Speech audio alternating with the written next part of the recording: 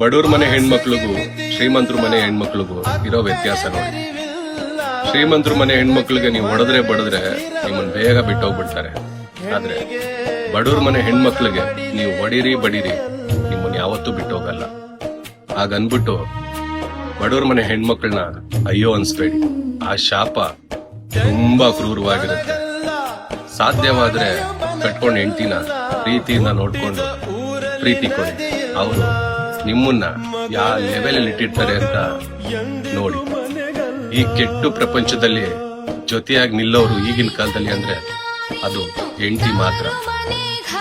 ಪ್ರಪಂಚದಲ್ಲಿ ಯಾರೋ ಒಬ್ರು ಕೆಟ್ಟೋರಿರ್ಬೋದು, ಕೆಟ್ಟು ಗಂಡಸಿರ್ಬೋದು, ಕೆಟ್ಟು ಹೆಂಗಸರಿರ್ಬೋದು. ಹಾಗನ್ಬಿಟ್ಟು ಪ್ರಪಂಚನೇ ಕೆಟ್ಟದ್ದು ಅನ್ಕೋಬೇಡಿ. ಅವರ ಹೆಣ್ಮಕ್ಳು ಹೃದಯದಲ್ಲಾಗ್ಲಿ ಗಂಡ್ ಮಕ್ಳು ಹೃದಯದಾಗ್ಲಿ ಒಳ್ಳೆ ಮನಸ್ಸಿರೋ ಜನನೂ ಇದ್ದಾರೆ. ಸಾಧ್ಯವಾದ್ರೆ ಪ್ರೀತಿ ತಾನೇ ಸಿಗುತ್ತೆ.